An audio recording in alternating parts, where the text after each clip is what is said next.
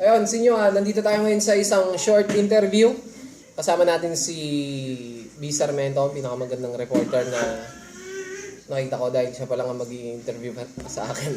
Ayun, shoutouts muna kay First Key, sa bagong producer namin ng Demet.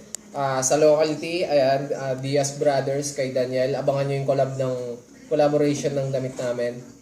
Shoutouts din kay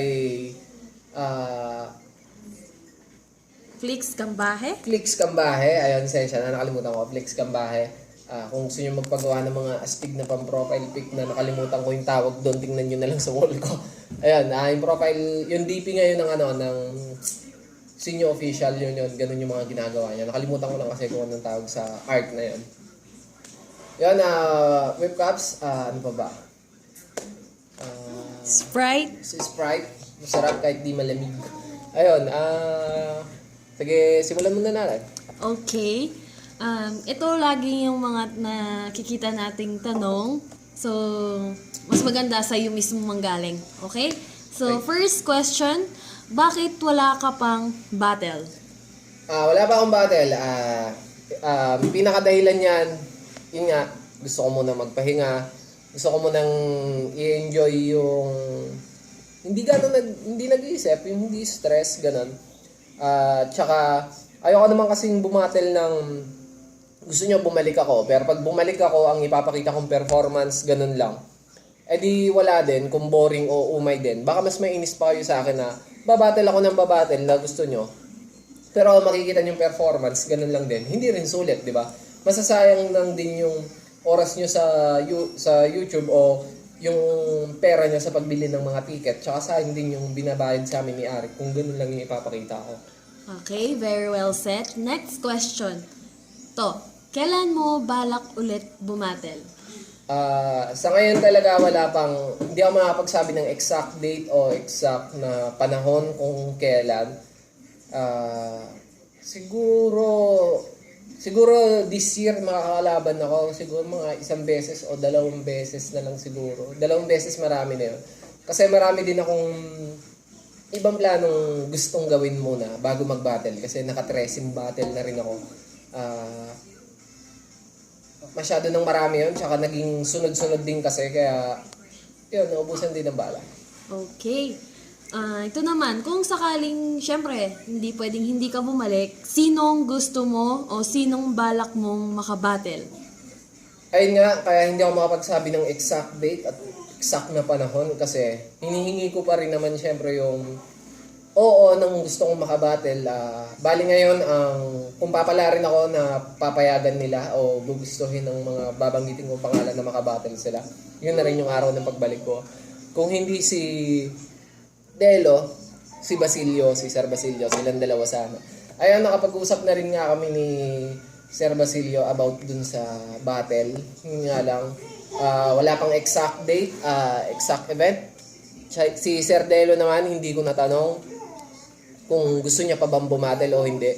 Kasi nung nasa Saudi kami, nagkukwentuhan kami, iba na talaga yung prioritize na mga kinukwento niya na kumbaga hindi na rin about sa laptop. Kaya nahiya na rin ako mag-open na kumbaga, sir, gusto mo pa ba? Mag-battle pa ba tayo?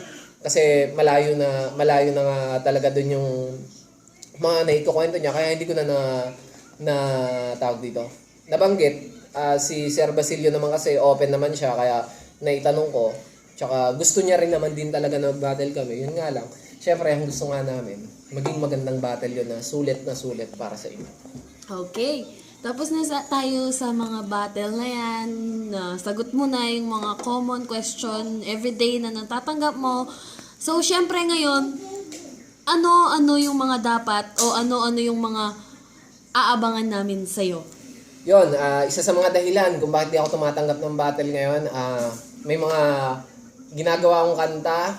Kasi ang naging problema sa akin, kakasunod-sunod kong battle sa laptop, acapella yon. At ang paggawa ng rap ay may beat. Nasanay ako sa acapella, ngayon na offbeat ako, kaya medyo matagal nung inaral ko ulit para makabalik sa pagsusulat ng kanta.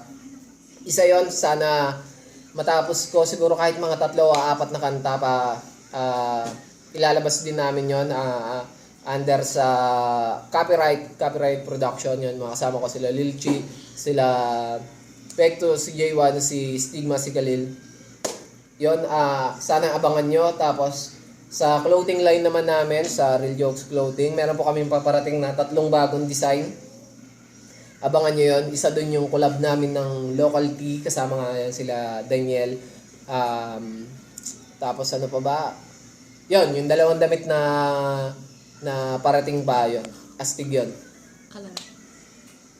Tsaka yun pala, meron kaming gagawin na bagong isa pang clothing line production. Ang pinaka-tema niya, ang pangalan ng clothing line ay Kalaro.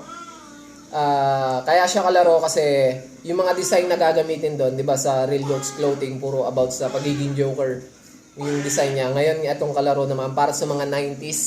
Ganun yung mga design na lalabas doon sa Kalaro clothing na yun. Tsaka yun, sana masuportahan niyo yung kahit wala pa akong battle, sana masuportahan niyo pa rin kami.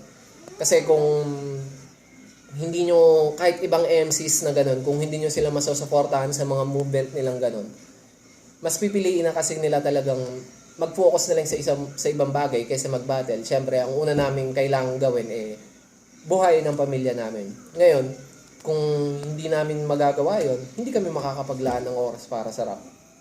Kaya sana suportahan nyo. Hindi lang ako, kahit yung mga ibang MCs na may ganung na movement, sana masuportahan nyo pa rin. Ayun, last na lang, shoutouts na lang ulit. Shoutout kay Fons, kay Ace, kay Julina, kay Jamaica, kay Den, kay B. Sarmento, sa mga Seniornatics, sa lahat ng fan ng Flip Top. Maraming salamat po sa pagsuporta nyo, lalong-lalo na sa mga nakalike sa Senior Official.